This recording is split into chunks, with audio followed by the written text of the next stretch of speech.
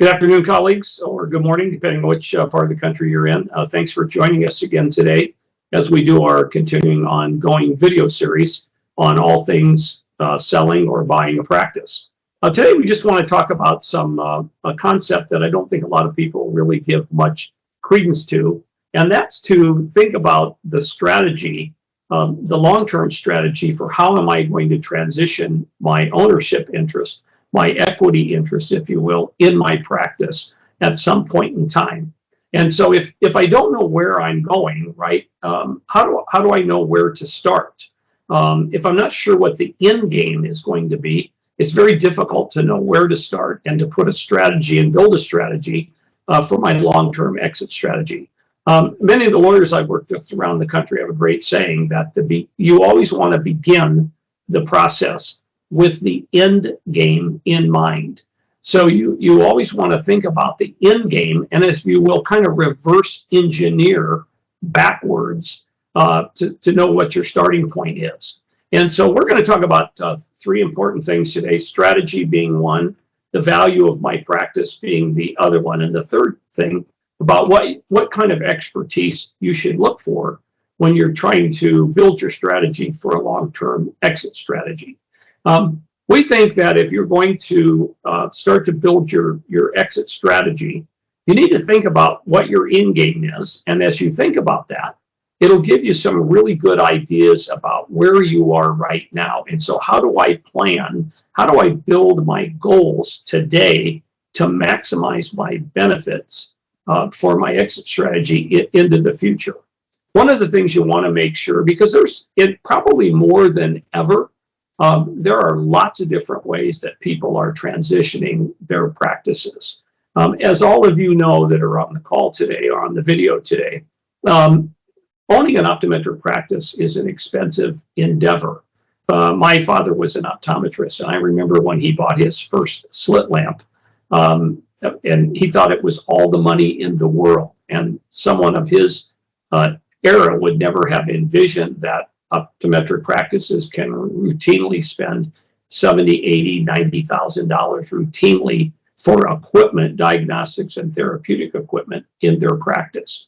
And so in order for me, if I own a practice, if I'm a practice owner, everyone has to think about at some point, how am I going to get my return on that investment, all the money that I've put in that practice, and what's the best strategy that aligns for me in my own goals to benefit me as the optometrist.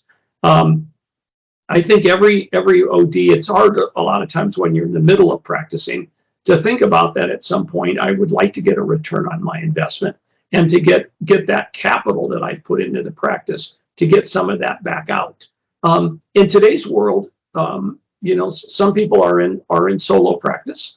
Some people are in partnerships.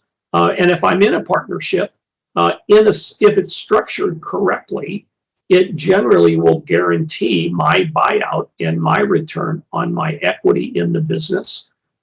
Some people that are in solo practice aren't sure what pathway leads to that, and so they don't know whether they should hire an associate, have the associate come in, work for a while, then buy in some part of the equity of the practice, which will then form a partnership or a shareholders agreement with the practice. And then that associate becomes my exit strategy out because they've become my partner. And again, if the partnership is structured correctly or the corporate shareholders agreement is structured correctly, that associate, now my partner, will be the one to buy me out. Private equity has, over the last 3 to 5 years, become for some people, a strategy for their exit out of the practice.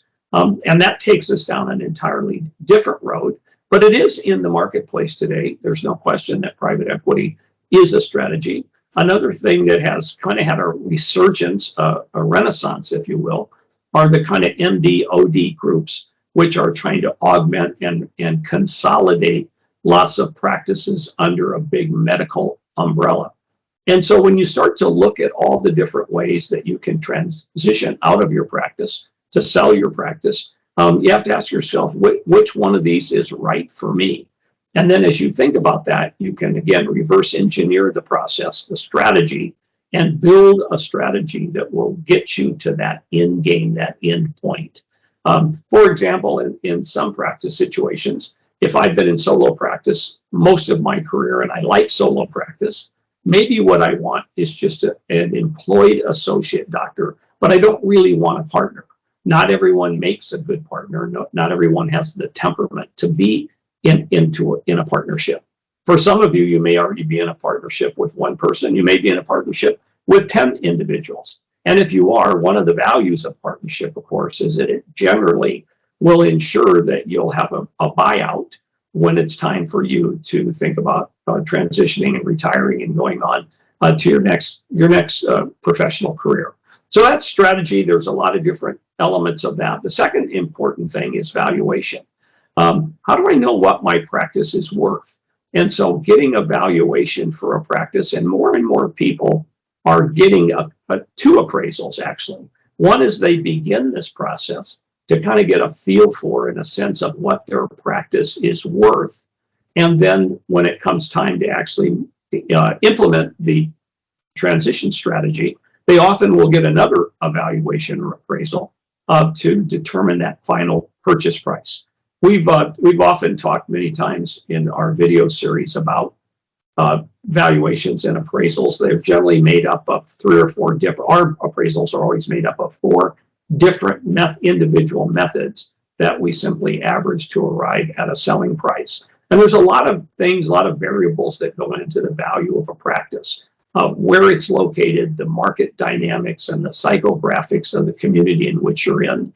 There's no question a big factor in the value of a practice is how profitable, how much free cash flow that it has in the practice. When the banks do their kind of analysis of a lending portfolio, it's based almost exclusively on the free cash flow that the practice has. And free cash flow, of course, as you know, is the amount of money left over in the business after some allocation has been made to the owner doctor for their compensation. And so having a valuation, and one thing I think that's important today, and I've written a couple of articles on this recently, many people have, over the last, say, 10 years, there's been a lot of national speakers who have kind of downplayed the importance and the value of an optometric practice or business. That saying almost that a practice won't have any value or won't add anything into your financial plan for retirement. And we just don't believe that to be true. A practice generally will appraise and sell for 60 to 65% of its revenue. So if you have a very nice, say for just an example, a nice $1 million solo practice, well, that practice should be worth somewhere between $600,000 and $625,000, maybe $650,000 at the time that you're getting ready to sell it. And so what's important about that is that when you think about planning your retirement, planning your retirement portfolio, $650,000 is a substantial amount to increase and augment your retirement savings by. And so we see practices sell all the time. There's still a great market to sell a practice. There's plenty of financing available to sell a practice. So many people are starting to say, I'm going to get my practice appraised probably twice. If I've got a runway of, say, 3 to 5 years minimum before I'm going to sell my practice, then I'm probably going to get it appraised now, just so that I can get a good idea for my financial planning, what my practice may be worth. And if it's not quite where I want it to be, then of course I can always employ some practice management and consulting strategies to increase the value of the practice. A good way to think about that value, colleagues, is for every $100,000 I grow my practice, I probably will increase its value by roughly $60,000. So if I've got a 5-year runway and I can grow my practice by a couple $100,000, I will probably increase my retirement savings by $100,000 to $120,000. Then the final thing, and I think this is probably really important, one of the things that is really important is to make sure that you get the right expertise that can help build that strategy and guide you through that process. There are some complexities, to be honest with you, in navigating these waters. There are tax issues. The sale of the practice always creates a tax issue, both for the seller, and it also creates some tax issues for the buyer. And those issues sometimes are opposed to each other. What's good for the seller tax-wise is not always good for the buyer, and vice versa. Is my transaction going to be a stock sale versus an asset sale? 20 years ago, when I was first doing transactions, I wouldn't have one stock sale a year.